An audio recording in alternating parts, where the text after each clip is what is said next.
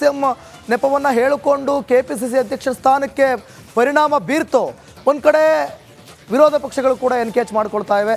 ಈಗ ಸಾಕಷ್ಟು ಹೇಳಿಕೆಗಳನ್ನು ಕೊಡ್ತಾ ಇರುವಂಥದ್ದು ರಾಜ್ಯ ಸರ್ಕಾರದಲ್ಲಿ ಅಧಿಕಾರ ಸಂಘರ್ಷ ಹೊಸ ಬಾಂಬ್ ಸಿಡಿಸಿದ್ದಾರೆ ಪ್ರಹ್ಲಾದ್ ಜೋಶಿ. ಸಿಎಂ ಡಿಸಿಎಂ ಹುದ್ದೆ ಬಗ್ಗೆ ಕಾಂಗ್ರೆಸ್ನಿಂದ ಸೃಷ್ಟಿ, ಡಿಸಿಎಂ ಸೃಷ್ಟಿ ಹಿಂದೆ ಸಿಎಂ ಸಿದ್ದರಾಮಯ್ಯ ಕೈವಾಡ ಇದೆ. ಈ ಬಗ್ಗೆ ಡಿಕೆ ಶಿವಕುಮಾರ್ ಉತ್ತರ ನೀಡಿದ್ದಾರೆ. ಆದರೆ ಸಿದ್ದರಾಮಯ್ಯ ಯಾಕೆ ಉತ್ತರ ನೀಡ್ತಾ ಇಲ್ಲ ಅಂತ ಹೇಳಿ ಹುಬ್ಬಳ್ಳಿಯಲ್ಲಿ ಕೇಂದ್ರ ಸಚಿವ ಪ್ರಹ್ಲಾದ್ ಜೋಶಿ ಬಾಂಬ್ ಸಿಡಿಸಿದ್ದಾರೆ. ಒಟ್ಟಲ್ಲಿ ವಿರೋಧ ಪಕ್ಷದವರು ಶ್ರೀಲಕ್ಷ್ಮಿ ಇದನ್ನ ಎನ್ಕೇಜ್ ಮಾಡ್ಕೊಳ್ತಾ ಇದ್ದಾರೆ. ಈಗ ಎಲ್ಲೋ ಒಂದು ಕಡೆ ಸಿದ್ದರಾಮಯ್ಯನವರ ಕೈವಾಡವೇ ಅಂತ ಹೇಳ್ತಿದ್ದಾರೆ. ಏನು ಹೇಳಿದ್ದಾರೆ ನೋಡೋಣ. ಹಾಗಾದ್ರೆ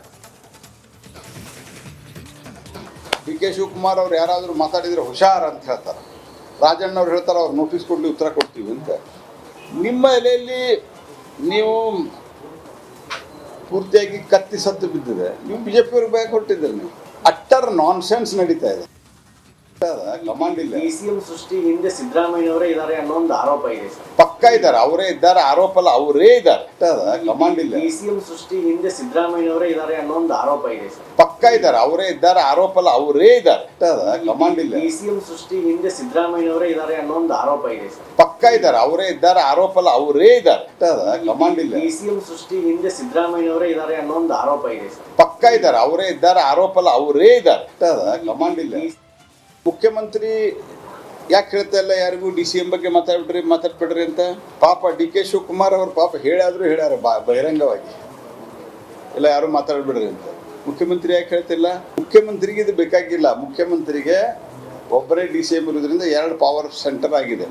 ನಾವೇನು ಡಿ ಕೆ ಶಿವಕುಮಾರ್ ಪರ ಅಥವಾ ಸಿದ್ದರಾಮಯ್ಯನ ಪರ ಅಲ್ಲ. ನಾವು ಹೇಳೋದು ಡಿ ಕೆ ಶಿವಕುಮಾರ್ ಅಟ್ಲೀಸ್ಟ್ ಒಂದು ಪಬ್ಲಿಕ್ ಹೇಳಿಕೆ ಕೊಟ್ಟಾರ. ಆದರೆ ಸಿದ್ದರಾಮಯ್ಯನವ್ರ ಬಣದವರು ಚಾಲೆಂಜ್ ಮಾಡಿದ್ದಾರೆ.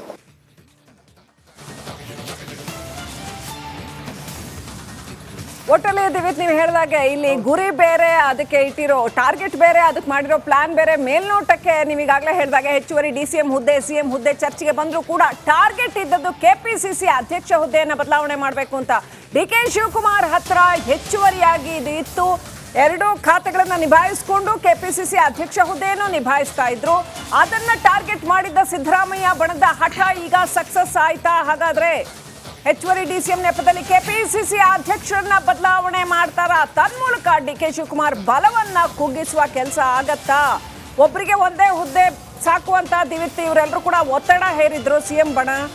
ಹೆಚ್ಚುವರಿ ಡಿಸಿಎಂಗಳನ್ನ ಮಾಡಿ ನೀವು ಹಾಗಿದ್ರೆ ಅವ್ರಿಗೆ ಕೊಡ್ತೀರಿ, ಎಲ್ಲಾ ಕಮ್ಯುನಿಟಿಗೂ ಕೊಡಿ ಅಂತ ನಾವೇನ್ ಅನ್ಕೊಂಡ್ವಿ. ಎಲ್ಲಾ ಕಮ್ಯುನಿಟಿಗೂ ಹೆಚ್ಚುವರಿ ಡಿಸಿಎಂ ಕೇಳ್ತಾ ಇದ್ದಾರೆ. ಸಿಎಂ ಗುದ್ದಾಟ ಅಂತ. ಎಕ್ಸಾಕ್ಟ್ಲಿ. ಆದ್ರೆ ಇವ್ರು ಕಣ್ಣಿಟ್ಟಿರೋದು ಕೆಪಿಸಿಸಿ ಅಧ್ಯಕ್ಷ ಸ್ಥಾನಕ್ಕೆ.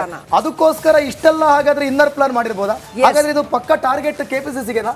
ಆಕ್ಚುಲಿ ಡಿ ಕೆ ಶಿವಕುಮಾರ್ ಅವರ ಬಲ ಕುಗ್ಗಿಸುವ ಯತ್ನ ಅಂತ ಇದನ್ನ ನಾವು ನೋಡ್ಬೋದು. ಕೆಪಿಸಿಸಿ ಅಧ್ಯಕ್ಷ ಹುದ್ದೆ ಅನ್ನೋದಕ್ಕಿಂತ ಅಧ್ಯಕ್ಷ ಹುದ್ದೆ ಒಂದು ಬಾರಿ ಕೈ ತಪ್ಪಿದ್ರೆ ಅವರ ಬಲ ಅಂದ್ರೆ ಶಾಸಕರ ಅವ್ರ ಜೊತೆಗಿರೋ ಬಲ ಕಡಿಮೆ ಆಗಬಹುದಾ? ತನ್ಮೂಲಕ ಸಿಎಂ ಹುದ್ದೆಗೆ ಅವ್ರೇನು ಕಾಂಪಿಟೇಷನ್ ಕೊಡ್ತಾ ಇದ್ದಾರೆ, ಅವರ ಮಹತ್ವಾಕಾಂಕ್ಷೆ ಏನಿದೆ ಅದು ಎಲ್ಲ ಒಂದ್ ಕಡೆ ಕಡಿಮೆ ಆಗಬಹುದಾ? ನೀವು ನೋಡಿರ್ಬೋದು ಶ್ರೀಲಕ್ಷ್ಮಿ ಅವರು ಕೆಪಿಸಿಸಿ ಅಧ್ಯಕ್ಷ ಸ್ಥಾನದಲ್ಲೇ ಸಾಕಷ್ಟು ಕೆಲಸಗಳನ್ನ ಮಾಡಿರೋದು. ಡಿ ಕೆ ಶಿವಕುಮಾರ್ ಪ್ರತಿ ಬಾರಿ ಹೇಳ್ಕೊಳ್ತಾರೆ, ನಾನು ಪಕ್ಷಕ್ಕಾಗಿ, ಪಕ್ಷದ ಉಳಿವಿಗಾಗಿ, ಪಕ್ಷದ ಸಂಘಟನೆಗಾಗಿ ಮತ್ತು ಪಕ್ಷ ಗೆಲ್ಲುವಲ್ಲಿ ಸಾಕಷ್ಟು ಕೆಲಸ ಮಾಡಿದ್ದೇನೆ ಅಂತ. ಅದನ್ನು ಇಲ್ದಂಗೆ ಮಾಡುವಂತ ಪ್ಲಾನ?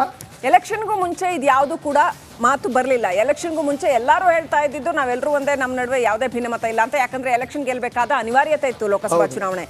ಈಗ ಯಾವುದೇ ಚುನಾವಣೆಗಳಿಲ್ಲ ಮಂತ್ರ ಜಪಿಸ್ಬಿಟ್ರು, ಪ್ರಜಾಧ್ವನಿ ಬಸ್ ಯಾತ್ರೆ ಮಾಡಿದ್ರು. ಇಬ್ರು ಕೂಡ ಗೊತ್ತಾಯ್ತು ರಾಜ್ಯದ ಜನತೆಗೆ ಇಬ್ರಲ್ಲೂ ಏನೋ ಒಂದಿದೆ ಅಂತ ಹೇಳಿ. ಆದ್ರೆ ಎಲ್ಲವೂ ಕೂಡ ಗೊತ್ತಾಗಬಾರ್ದು ಅಂತ ಹೇಳಿ ಒಗ್ಗಟ್ಟಿನ ಮಂತ್ರ ಜಪಿಸಿ ಗೆಲುವು ಕಂಡ್ರು.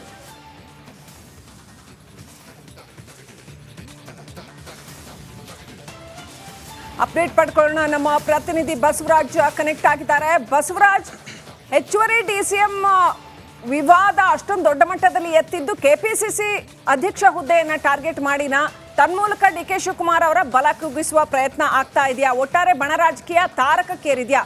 ಇನ್ನೂ ಏನೆಲ್ಲ ನಡೀತಾ ಇದೆ ಬಸವರಾಜ್?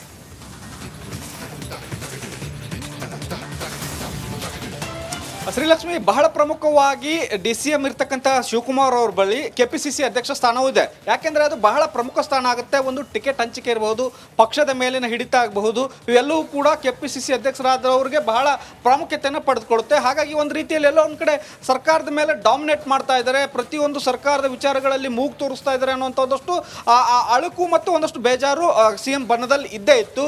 ಹಾಗಾಗಿ ಅವ್ರಿಗೆ ಸಿಎಂ ಸ್ಥಾನ ತಪ್ಪಿರೋ ಕಾರಣಕ್ಕಾಗಿ ಡಿಸಿಎಂ ಮತ್ತು ಕೆಪಿಸಿಸಿಯನ್ನ ಒಂದು ವರ್ಷದ ಮಟ್ಟಿಗೆ ಮುಂದುವರಿಸ್ತೇವೆ ಅನ್ನುವಂಥ ಹೈಕಮಾಂಡ್ ಏನು ಹೇಳಿತ್ತು ಅದನ್ನ ಅಲ್ಗಳಿಯುವಂತಿರಲಿಲ್ಲ. ಆದ್ರೆ ಈಗ 1 ವರ್ಷ ತುಂಬಿದೆ ಮತ್ತು ಈಗಾಗಲೇ ಲೋಕಸಭಾ ಚುನಾವಣೆ ಮುಗಿದಿರೋದ್ರಿಂದ ಇದನ್ನ ಬದಲಾವಣೆ ಮಾಡಬೇಕನ್ನುವಂಥ ಒತ್ತಡವನ್ನ ತೀವ್ರವಾಗಿ ಸಿಎಂ ಬಣದ ಸದಸ್ಯರೇ ಹೇರ್ತಾ ಹೋದ್ರು. ನಮಗೆ ಹೆಚ್ಚುವರಿ DCM ಕೊಡಿ ಅನ್ನುವಂಥದ್ದು ಮತ್ತು ಇನ್ನೊಂದು KN ರಾಜನ್ ಅವರು ಪದೇ ಪದೇ ಪ್ರಸ್ತಾಪವನ್ನು ಮಾಡ್ತಾ ಇದ್ರು. ಒಬ್ಬರಿಗೆ ಒಂದೇ ಪೋಸ್ಟ್ ಇರಬೇಕು, ಹೈಕಮಾಂಡ್ ಏನು ಮಾತು ಹೇಳಿತ್ತು ಅದನ್ನ ನಡ್ಕೊಳ್ಳಿ ಅನ್ನುವಂಥ ಒಂದು ತೀವ್ರವಾದಂಥ ಒತ್ತಡವನ್ನು ಹೇಳಿದ್ರು. ಹಾಗಾಗಿ ಎಲ್ಲೋ ಒಂದು ಕಡೆ ಹೈಕಮಾಂಡ್ ಕೂಡ ಈ ಒಂದು ಒತ್ತಡದ ತಂತ್ರ ಅರ್ಥ ಆಗಿದೆ. DCM DK ಶಿವಕುಮಾರ್ ಅವ್ರನ್ನ KPCC ಅಧ್ಯಕ್ಷರಾಗಿ ಮುಂದುವರಿಸಿದ್ದೇ ಆದಲ್ಲಿ ಈ ಬಣ ಜಗಳ ನಿಲ್ಲೋದಿಲ್ಲ.